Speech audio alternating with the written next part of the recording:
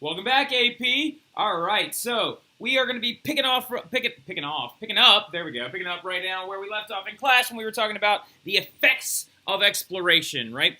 This is going to be a little bit of a longer flip, but that's going to be okay, right? We need to actually go over some really, really key important concepts that the era of exploration is going to leave behind, leading into the period that you would refer to as the Reformation. Actually, ironically enough, we're kind of, again, fast-forwarding. We're going all the way up until about the 1600s, and then we're jumping backwards again, and da-da-da-da-da-da-da-da. So, anyway, big thing that we left off on in class, we were talking about, of course, the Colombian Exchange, right? Oh, by the way, just a quick heads up. Your next class, we're going to be having a stimulus-based multiple-choice quiz. We're going to be taking a quiz of about 9 or 10 of the stimulus pack multiple choice questions just to get you practicing, just to get you used to them so you can become more comfortable and more confident with them, okay? So I just wanted to give you a heads up that those are coming, so make sure you study this stuff going forward so you know that like the effects of exploration and the early Reformation are going to be tested on that quiz.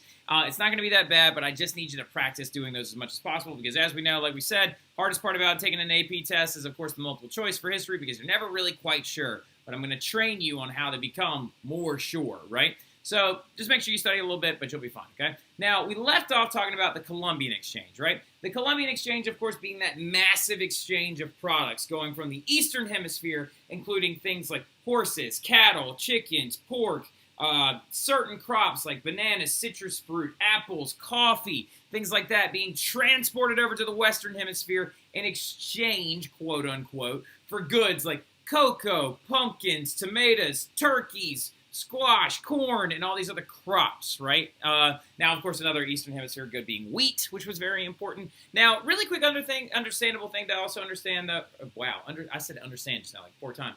Big thing to understand. The Colombian Exchange was not intentional.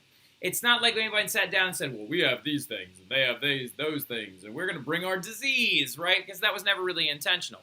The Colombian Exchange was a process that happened over time. Much like something the Colombian Exchange caused, right? The Colombian Exchange is also going to cause this thing known as the commercial revolution, right? The Colombian Exchange was not intentional. It's just something that occurred. Just like the commercial revolution was not intentional, it's just something that occurred. And what the commercial revolution was towards the latter end of exploration was the dramatic increase in trade and trade goods, right? Particularly Colombian exchange goods, these things that were not available to consumers on either side of the planet, which is going to result in a massive boom in economic growth of Europe, right? This is going to be one of the key facets and the key factors that's going to cause that technological acceleration of the European people, right? A lot of historians sit down and they argue, like, why is it that the East began to stagnate and the West began to leap forward in technology and became one of the dominant ruling powers? Well, this is a big reason why, right? A big reason why, one of the many reasons why this occurred. It does relate back to the commercial revolution and the fact that the economic growth in Europe was so massive following the discovery of North and South America. Discovery. Other people discovered it already. They're called Native Americans. But it is important to understand that their understanding of the products that were available there and the fact that Europeans didn't have access to them was going to drive the cost of those products up, right? Something we'll get into later, but just kind of write it down as an example. Tulip mania, right? T-U-L-I-P mania, as in the flower, which apparently at one point in Europe, especially in the Netherlands, tulips were selling for somewhere in the neighborhood of $500 in the average everyday money for a bulb, per bulb of tulips, right? It's why Holland to this day is covered in them, right? Now, but it's a big reason why is because the Dutch had no idea what a tulip was. They discovered them in the new world, quote unquote.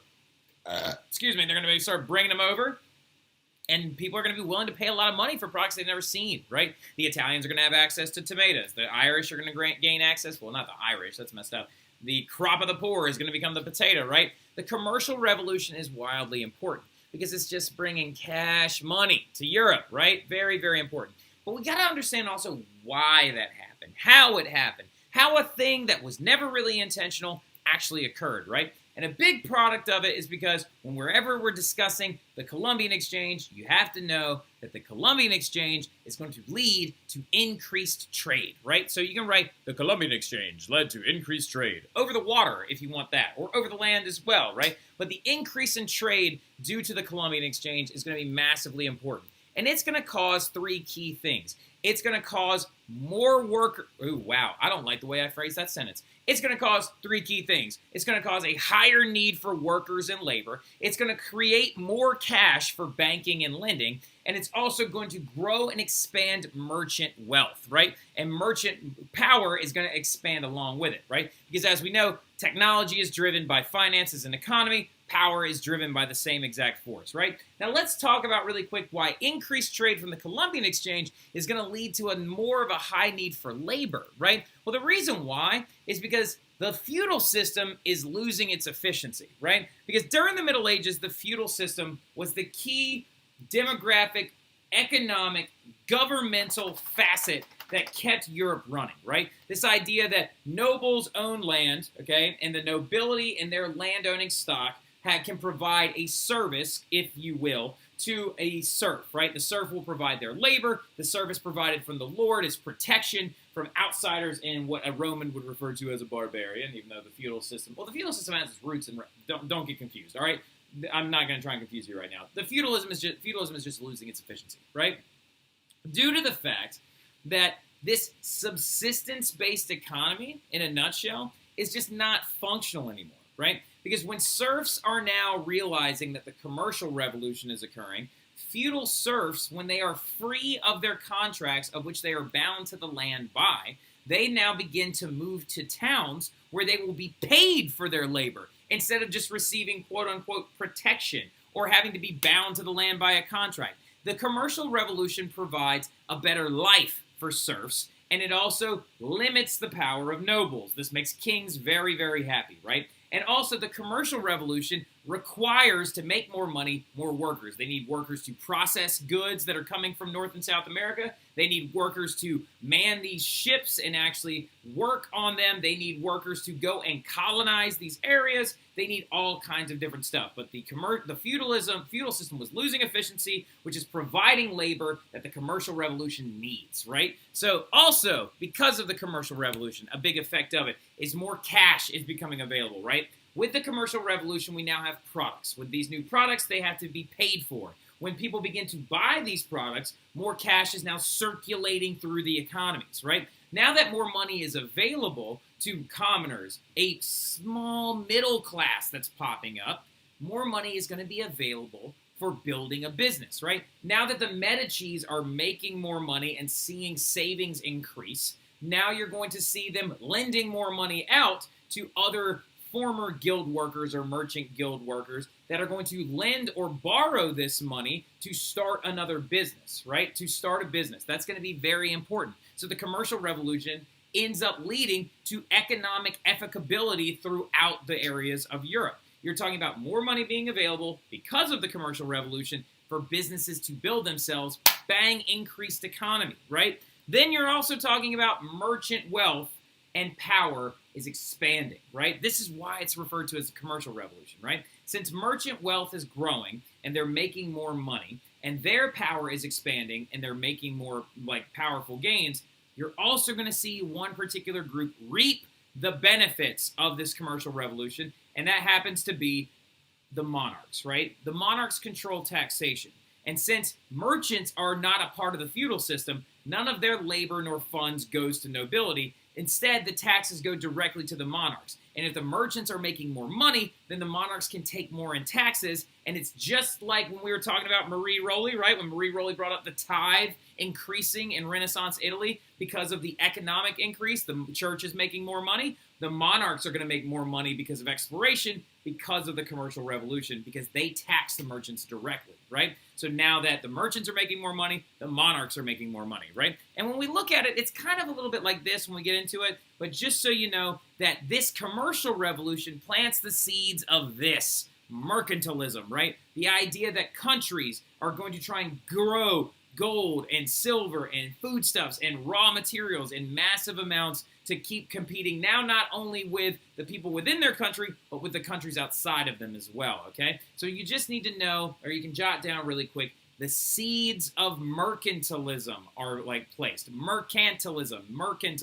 But we will bring that up in the next unit. It's not that important now, but it is important to know that mercantilism is a process that's showing up post-exploration and along with this commercial revolution, right? So remember, commercial revolution, the trade going back and forth with these Colombian Exchange goods is creating massive economic growth throughout Europe. You now see more people working for it, making money with their labor instead of working on a feudal site. You now see people that are working and making money, borrowing money from banks because there's more cash available for money lending. And you're also seeing merchant power grow, but as merchant power grows, you're going to see the government and the monarchy's power grow through taxation, right? So, very important that we understand this whole commercial revolution process and what it's leading to, right? Now, the other major effects of the commercial revolution are going to include things like this revolution coupled with this commercial revolution, coupled with the Colombian Exchange, begins to create a consumer-based economy, all right? So don't write this down word for word. Write it in shorthand. Nobody wants you to write this stuff down word for word. It's going to suck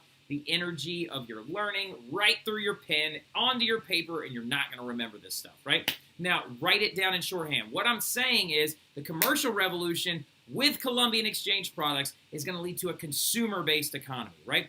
In the Middle Ages, during the feudal system, it was more of what I refer to as what the future Caleb Terry, PhD, will refer to as a subsistence-based economy, right? Subsistence style in the needs of nobles need serf for labor, serf needs nobles for safety. That's that subsistence-based. They're not really gaining tons of power. The nobles would gain money and then, of course, reinvest it into their fields and farming and their land, which is like a primitive form of capitalism.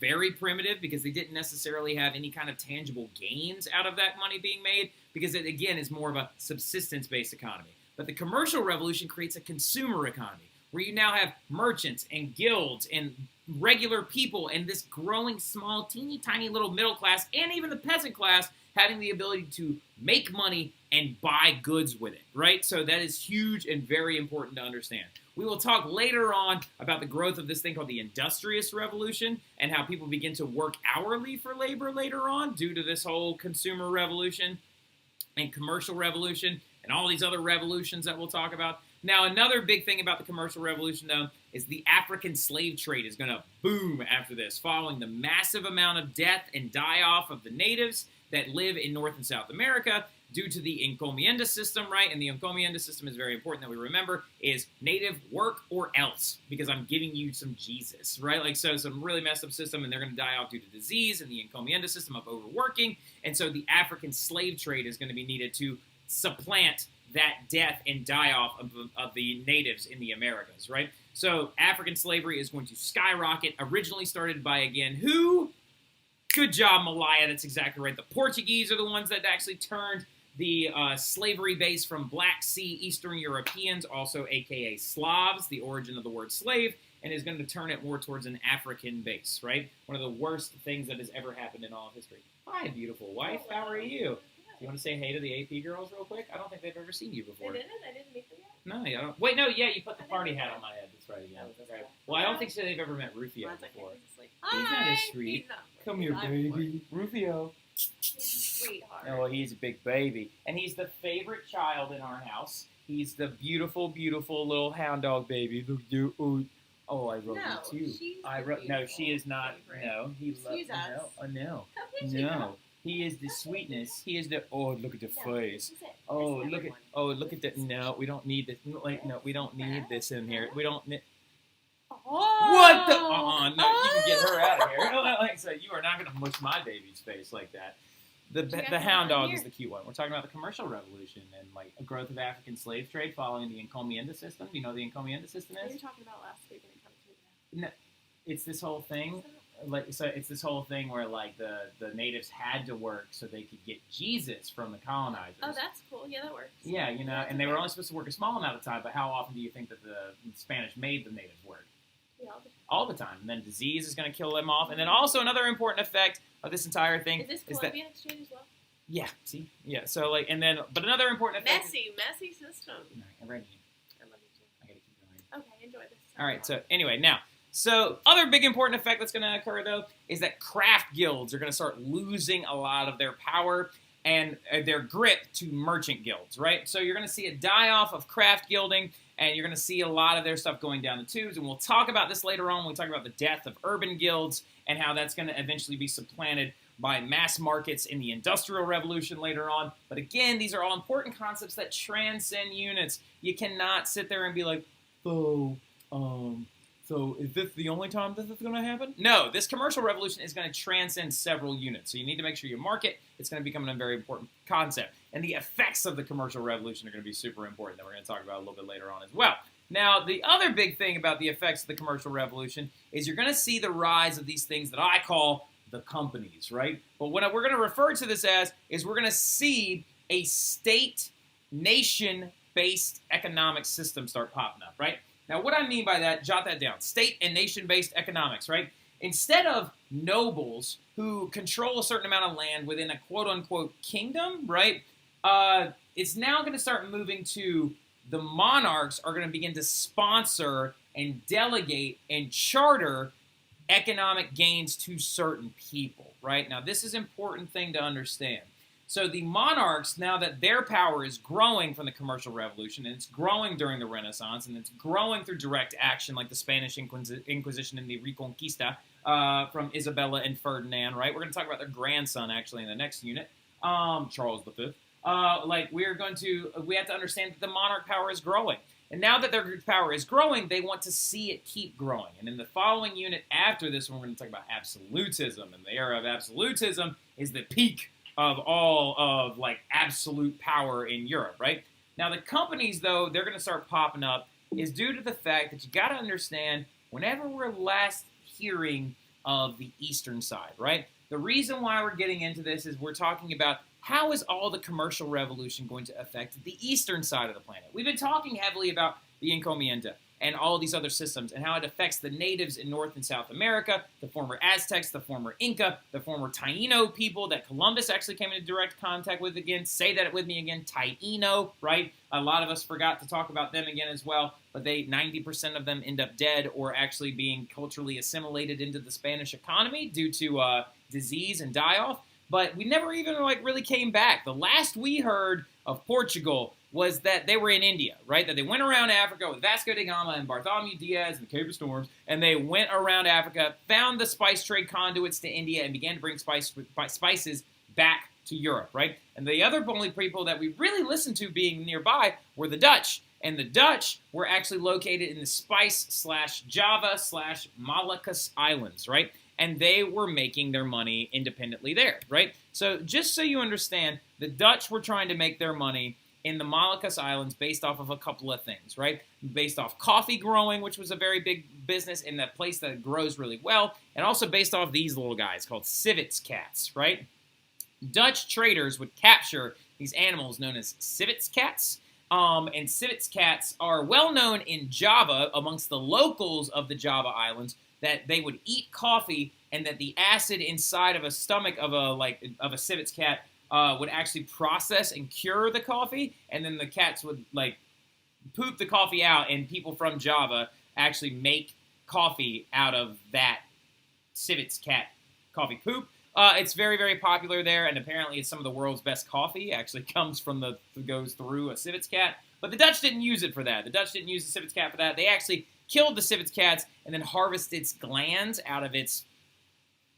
I'm just gonna say, harvested its anal glands and then actually made perfumes out of it and began to sell that back in Europe, right? So Dutch is finding a foothold in spice trading, civets cats perfume, and also some spices coming out of the Moluccas Islands, and the Portuguese are in India reaping the spice trade, right? But you see, here's the interesting facet about India. India was ripe for the picking by anybody and everybody, right? So the thing about India is, so when we left off, there we go. When we left off in the east, right, the Portuguese are in India in the spice trade. The Dutch are in the Spice Java Islands trying to kill civets cats, which is really messed up.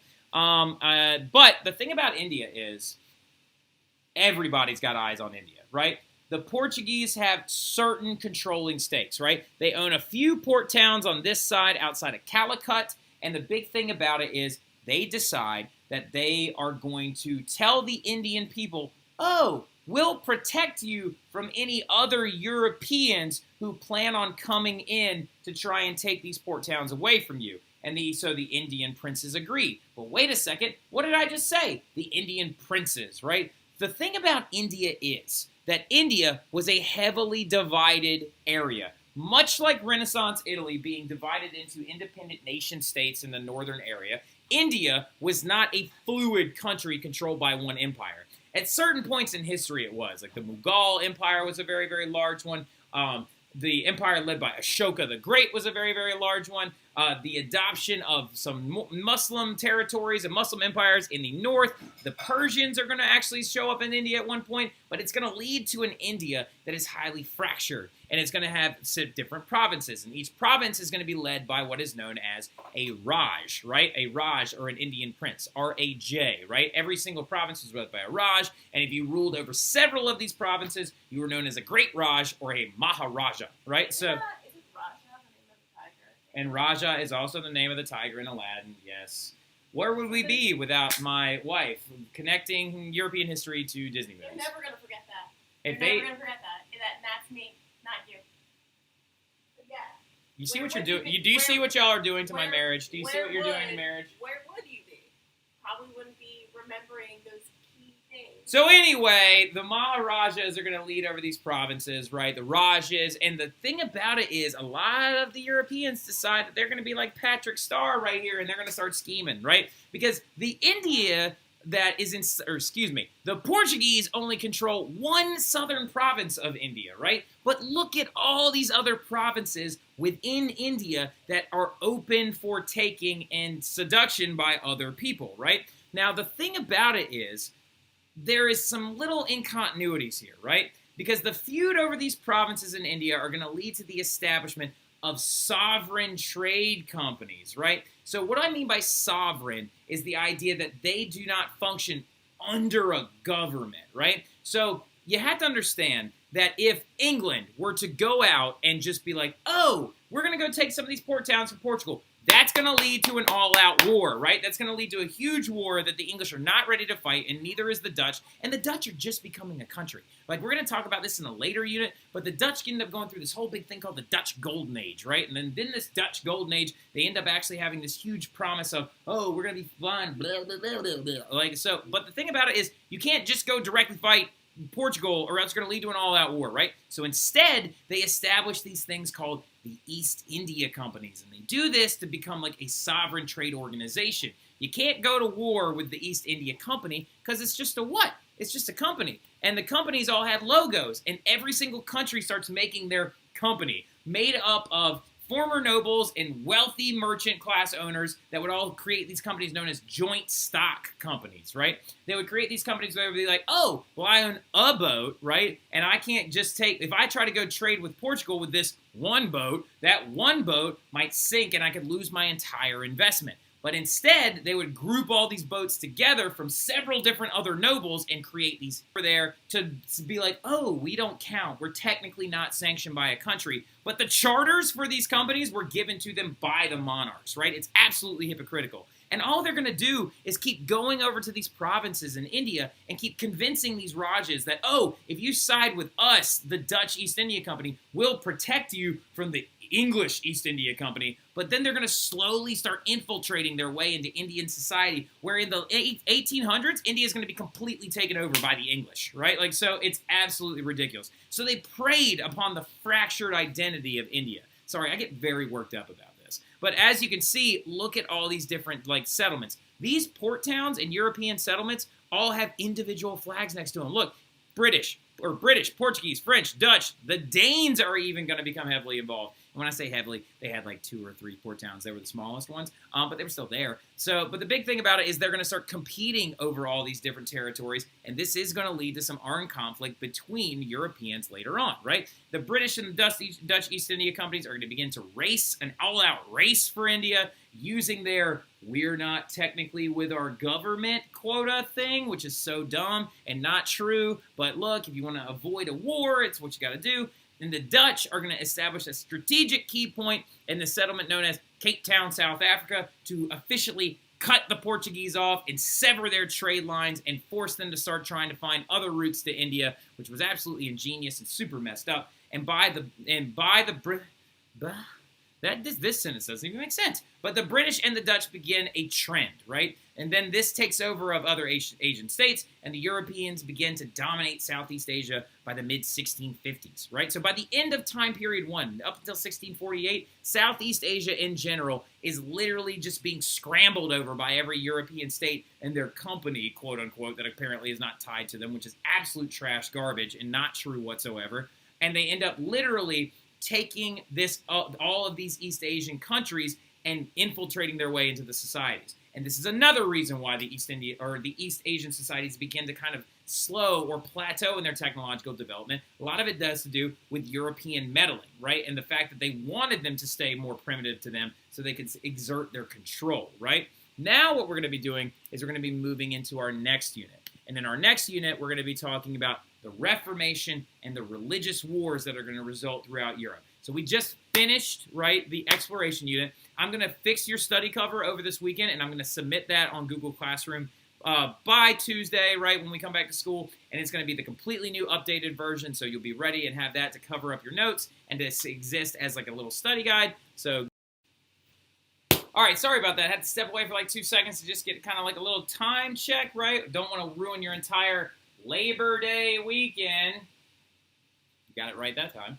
And actually like suck up all the time in general, right? But we just finished up the exploration unit, right? We just finished up talking about like the Age of Discovery in Europe. Now we're rewinding all the way back again to the Middle Ages pretty much to get into the Reformations. Notice I said Reformations, yeah, because there's like 3 different types of the Reformation that's going on during this time period. There's a Counter-Reformation, there's a Lutheran Reformation, there's Calvinist Reformation, and we're also going to get into the religious wars that it caused, right? So going forward, though, we have to understand the state of like religion and the church in the 16th century. And if you want to just kind of write an overarching theme for this entire unit, basically we're talking about the growth of religious pluralism in Europe. And what I mean by that in a sense is you're going to see multiple churches. Instead of one uniform church known as the Catholic Church, you're going to see multiple new churches popping up, right? So religious unity out the window after the Reformation, and you're going to see the growth of faiths of what you would refer to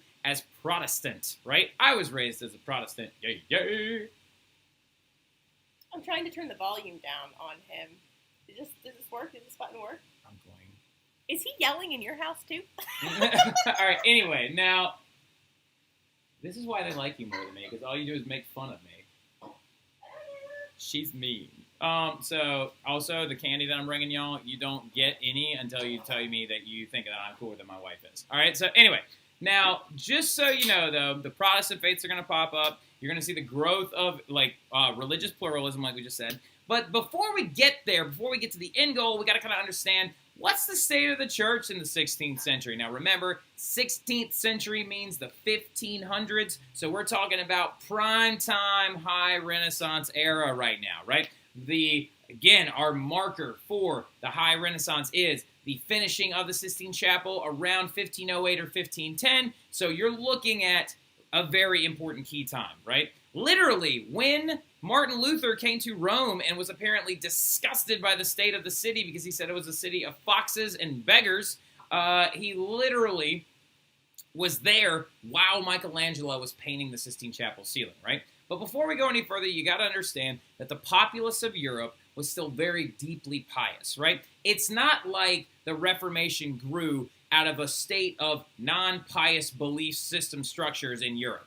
Everyone went to church every Sunday, and you also went to church multiple times a week. You not only did that, you went to confession multiple times a week, and I believe, I could be wrong, but I think you actually went to church every day. I think it was like morning mass every day, and then, of course, a large Sunday mass every single week. And there were all these intense views of women and villages and how that affected the Catholic Church dynamic structure within each city.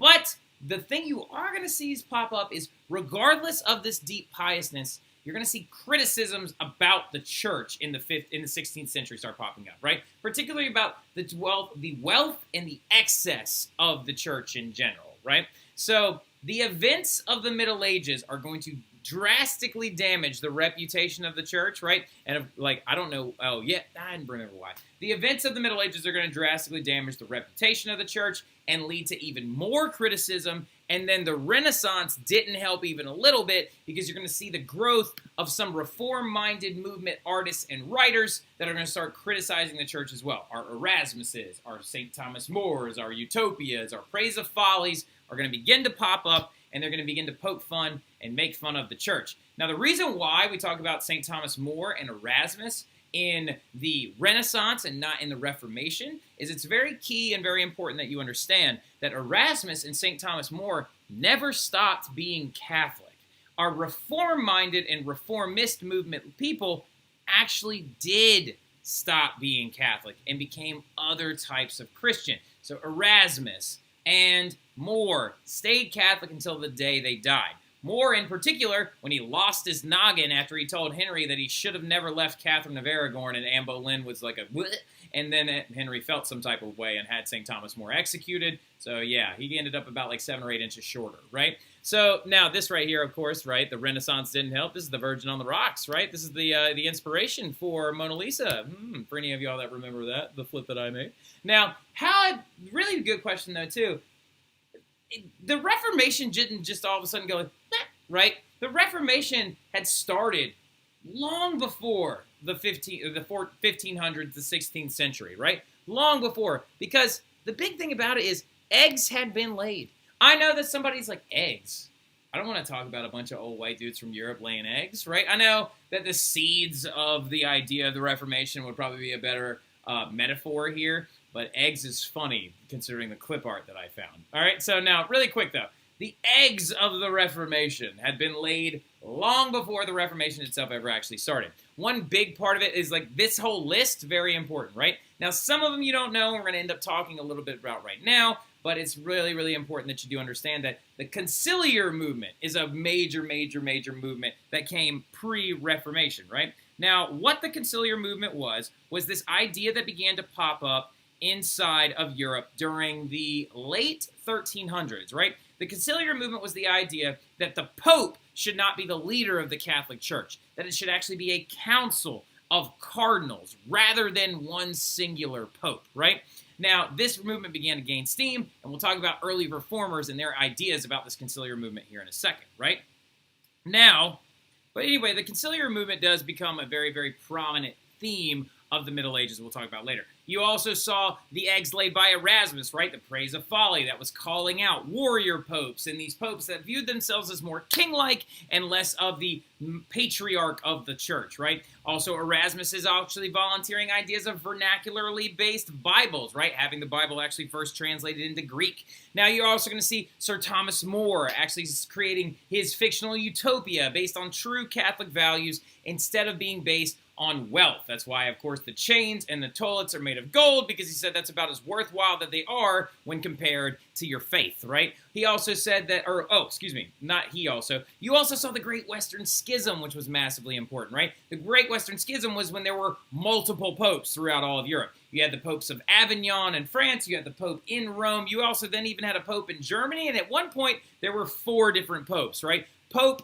actually elected by the cardinals, was known as the Pope, and then the other ones were called the anti-popes, right? And actually, people began to draw political and warlike ties based on which pope fit their political demographics, right? So that Great Western Schism is a big one as well. The donation of Constantine, finding out that that is actually not a real document whatsoever by Lorenzo Valla, the early humanist writer. He was like, oh, this letter from Constantine definitely was written after he was already dead. He didn't write it, and giving all ruling authority to the Catholic Church would be absolutely ridiculous, and Constantine wouldn't believe it in the first place, all right? You also had warrior popes like Julius II. The lives of popes in general were actually these eggs laid by the by the Middle Ages that were growing discontent within the Catholic faith. And why am I calling them eggs? Because the big thing about it is these eggs are going to hatch into full-blown Reformation ideas, of course, by your boy Martin Luther. But the thing about it that's important to understand is he is just the chicken that sat on the eggs that happened to get them to hatch. Any warm body would have done, right? The Reformation was going to happen regardless of Luther, right? Luther and others, they just kind of hatched them. They just brought them to life. And the snowball that would become the Reformation began to roll following events like these from the Middle Ages and began to pick up steam and turned into a full-blown movement that crushed the religious monolith that was European Catholicism that came before the Reformation, right? Now, going forward, though, the earlier reformers there also were as well. There are Reformation people, Reformation figures, Reformation ideas that came before Martin Luther ever even existed, before he was born, hundreds of years before he was born. One big one was it's actually Marsilius, or Marsiglio de Padua.